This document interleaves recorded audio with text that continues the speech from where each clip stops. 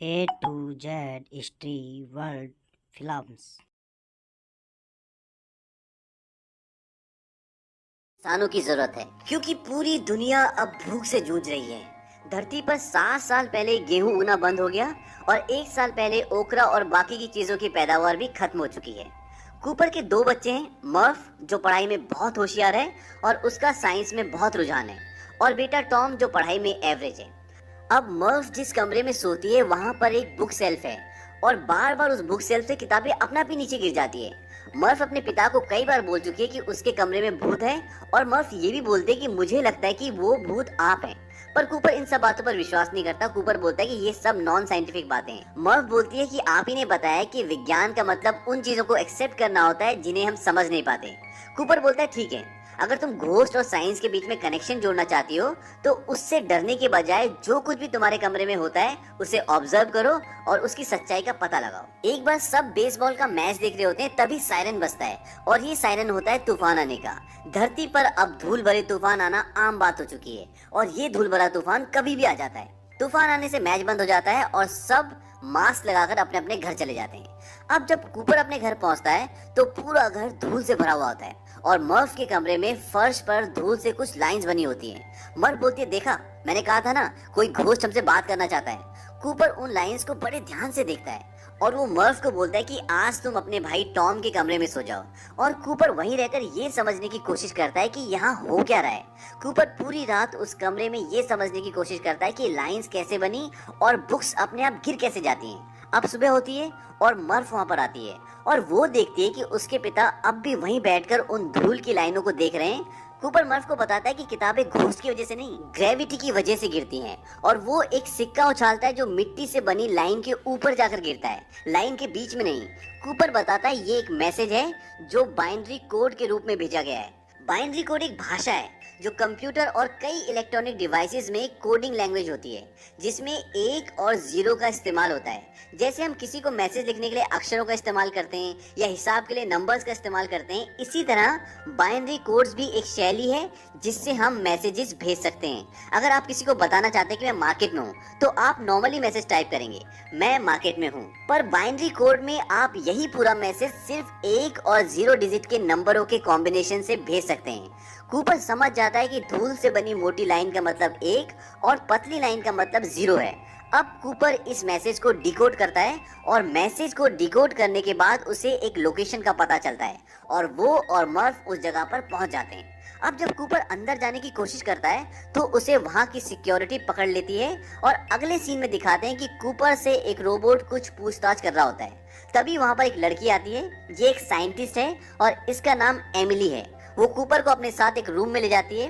वहाँ पर कुछ लोग बैठे होते हैं और कूपर की बेटी मर्फ भी वहीं पर होती है। एमिली के पिता प्रोफेसर ब्रेंड भी वहीं पर होते हैं। कूपर नासा में काम कर चुका होता है तो प्रोफेसर ब्रेंड को पहले से जानता है। अब वो सब लोग ये जानना चाहते हैं कि कूपर को इस जगह के बारे में पता कैसे चला, क्योंकि बहुत ही खुफिया जगह होती है और इस जगह के बारे में किसी को कुछ भी इंफॉर्मेशन नहीं होती। कूपर बोलता है कि जिस तरह से मुझे इस जगह के बारे में पता चला ये कोई इत्तेफाक नहीं हो सकता, पर कुछ साइंटिफिक भी नहीं लगता। तभी मर्फ बोलती है, ग्रेविटी की वजह से हमें यहाँ के बारे में पता चला। वहाँ पर बैठा एक आदमी पूछता है कि हमें साफ साफ बताओ कि तुम यहाँ तक पहुँचे कैसे। कूपर को अभी तक कुछ समझ नहीं आता कि यहाँ पर हो क्या रहा है। उसके दिल में डर भी होता है। वो बोलता है, पहले आपको वादा करना होगा कि मुझे और मेरी बेटी को आप लोग यहाँ से आराम से जाने दोगे। अब प्रोफेसर ब्रेंड हंसते और बोलते कि क्या तुम्हें हमारे काम के बारे में नहीं पता।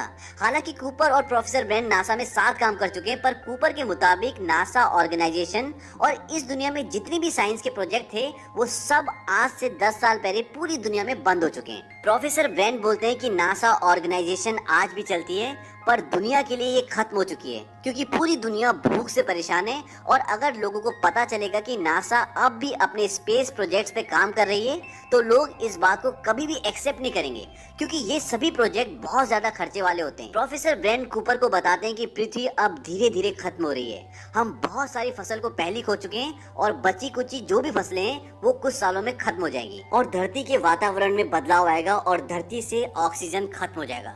कूपर बोलता है, धरती को बचाने का कोई तो रास्ता होगा, कोई तो तरकीब होगी। प्रोफेसर ब्रेंड बोलते हैं, कूपर हमें धरती को बचाना नहीं है बल्कि अब इसे छोड़कर जाना होगा। प्रोफेसर ब्रेंड कूपर को बताते कि अंतरिक्ष में एक एंड्योरेंस नाम का नासा का स्पेसशिप है और हमारे पास अभी भी कुछ फ्लाइंग ऑब्जेक्ट्स हैं जिससे हम वहां तक पहुंच सकते हैं। इसके बाद वो कूपर को ये बताते कि जैसे एक पहाड़ है, अगर आपको पहाड़ के दूसरी तरफ जाना है तो आपको उस पहाड़ को पार करने में कई घंटे लग जाएंगे, पर अगर उसी पहाड़ में एक सुरंग हो तो आप कुछ ही मिनटों में उस पार पहुंच सकते हैं। बस एल्बर्ट आइंस्टाइन की थ्योरी के मुताबिक स्पेस में वर्म होल भी इसी तरह है, जो एक गैलेक्सी से दूसरी गैलेक्सी में जाने का शॉर्टकट है। और ऐसा भी कहा जाता है कि वर्म होल के थ्रू टाइम ट्रेवल भी किया जा सकता है। प्रोफेसर ब्रेंट कहते हैं कि कोई एडवांस सभ्यता इंसान की मदद करने की कोशिश कर रही है। वो कूपर को बताते कि हम पहले ही 13 एस्ट्रोनॉट्स को वर्म होल के थ्रू दूसरी गैलेक्सीज में भेज चुके हैं और उन्हें वहाँ ऐसे ग्रहों को ढूंढना है जो इंसान के रहने के लिए पर्याप्त हो और ज्यादा दूर न हो, और उन सब के पास एक रोबोट है, और जब उन्हें कोई ऐसा ग्रह मिल जाएगा जहाँ इंसान रह सकता है तो वो उस रोबोट को ऑन कर देंगे और फिर हमें यहाँ उसका सिग्नल मिल जाएगा।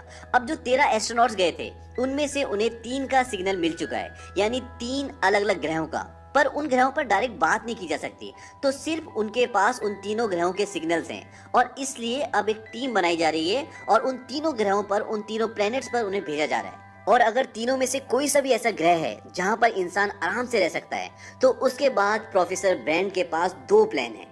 Plan number 1, professor Brent gravity को समझने और उसे कंट्रोल करने की कोशिश कर रहे हैं, और अगर उन्हें कामयाबी मिल जाती है तो एक स्पेस स्टेशन के जरिए संपूर्ण मानव जाति को उस ग्रह पर भेज देंगे जो रहने लायक है। और इसके लिए उन्होंने एक स्पेस स्टेशन बनाया भी हुआ है, और वो स्पेस स्टेशन वही है जहां पर कूपर और प्रोफेसर ब्रेंट खड़े हैं। दरअसल ये कोई बिल्डिंग नहीं है, बल्कि आप इसे एक अंतरिक्ष यान कह सकते हैं। पर सबसे बड़ा सवाल ये है कि इतना बड़ा अंतरिक्ष यान अंतरिक्ष में जाएगा कैसे?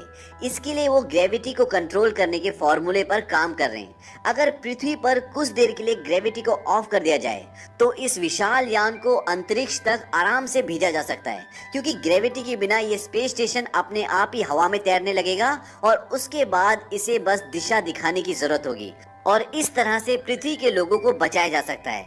तो ये है प्लान नंबर 1। प्लान नंबर 2, अगर प्लान 1 पूरा नहीं हो पाता और ऐसा प्लेनेट ढूंढने में काफी वक्त लग जाता है जहां पर इंसान रह सकते हैं, तो इंसान अपने साथ 5000 मानव भ्रूण ले जाएगा। भ्रूण मतलब इंसान के डीएनए, और इन भ्रूण के जरिए नए लोगों को पैदा किया जा सकता है और इंसान की प्रजाति को बचाया जा सकता है। पर यह तय है कि धरती की लाइफ अब ज्यादा नहीं है और आने वाले समय में यहाँ पर सारे लोग मर जाएंगे। अब प्रोफेसर ब्रेंट कूपर को बोलते कि तुम भी इस मिशन में शामिल हो जाओ, क्योंकि हमें एक पायलट की जरूरत है और तुम एक पायलट हो। कूपर इस चीज के लिए मान जाता है क्योंकि ये दुनिया को बचाने की बात है, लेकिन इस बात से उसकी बेटी मर्व बहुत नाराज है। वो नहीं चाहती कि उसके पिता किसी ऐसे मिशन पर जाए जहां पर जान का खतरा हो और जहां से आने का कुछ पता ही ना हो। मिशन पर जाने से पहले कूपर मर्फ के रूम में आता है और उसे बोलता है कि मैं जा रहा हूँ। मर्फ उससे बहुत नाराज होती है और वो बोलती है कि मेरे रूम में जो कुछ भी हो रहा था उसका मैसेज मैंने डिकोड कर लिया है और उसका मतलब है स्टे, यानी कि मत जाओ। लेकिन कूपर उसकी बात पर ध्यान नहीं देता और जाने से पहले उसे घड़ी देके जाता है और बोलता है कि इसकी दूसरी जोड़ी मेरे पास रहेगी, लेकिन ये दोनों घड़ियां हम दोनों के लिए अलग अलग तरह से काम करेगी।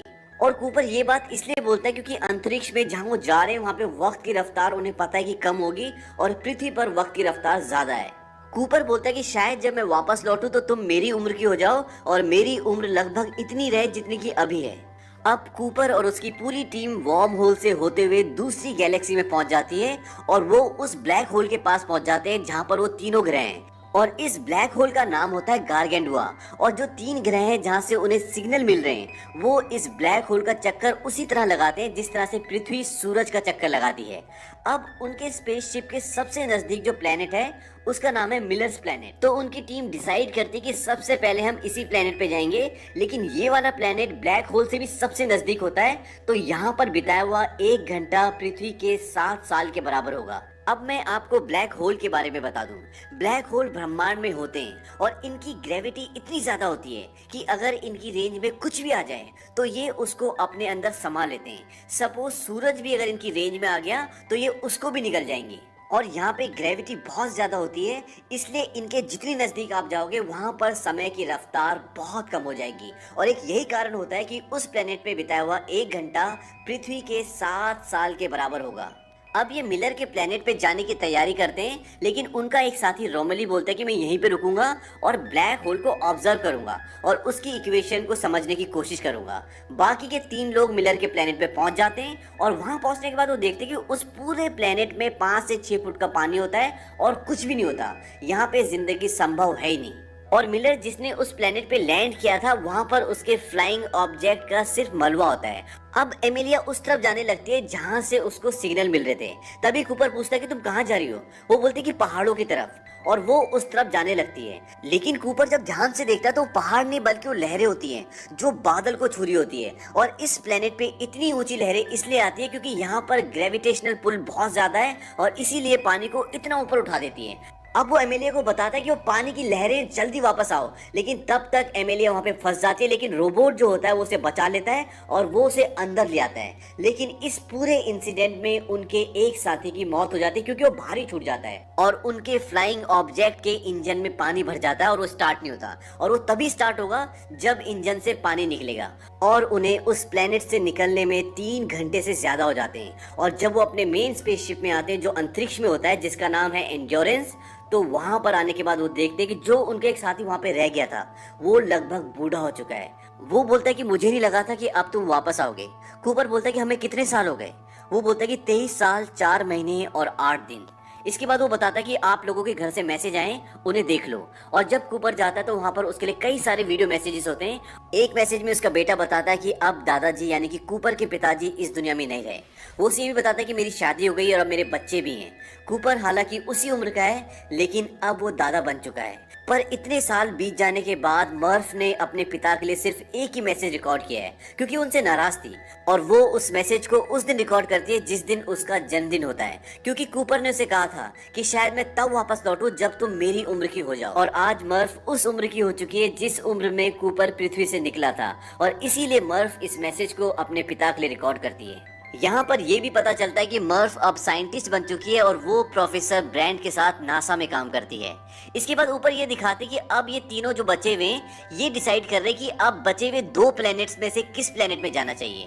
कूपर और रोमोली बोलते हैं कि हमें मैन के प्लैनेट में जाना चाहिए क्योंकि वो प्लैनेट उनके स्पेसशिप से पास में है। लेकिन एमिलिया बोलती है कि हमें एडमिन के प्लैनेट में जाना चाहिए क्योंकि उस प्लेनेट से जो डेटा है वो ज्यादा प्रॉमिसिंग है, ज्यादा स्ट्रांग है, इसीलिए वो चाहते हैं कि उस प्लेनेट पे जाए। और इसकी एक वजह ये भी होती है कि वो एडमेंट से प्यार करती है। यहाँ पर अब एक प्रॉब्लम ये भी होती है कि इनके पास अब इतना फ्यूल नहीं बचा कि ये दोनों प्लेनेट्स पर विजिट कर सके। इसीलिए अब ये डिसाइड होता है कि ये लोग मैन के प्लेनेट पे जाएंगे। ये लोग मैन के प्लेनेट पे पहुंच जाते हैं और वहां जाकर देखते हैं कि मैन स्लीपिंग चैम्बर में सोया हुआ होता है। वो उसे स्लीपिंग चैम्बर से उठाते हैं और वो बोलता है, इस मूवी की आगे की कहानी देखने के लिए स्क्रीन पर जो आपको थंबनेल दिख रहा है जिस पे लिखा हुआ है इंटरस्टेलर पार्ट 2, उस पे क्लिक कीजिए और इंटरस्टेलर की बची हुई कहानी को भी देखिए। अदरवाइज इसी वीडियो के नीचे डिस्क्रिप्शन में हमने सेकंड पार्ट का लिंक दिया है, आप वहां पर भी जाके क्लिक करके बाकी की बची हुई कहानी को देख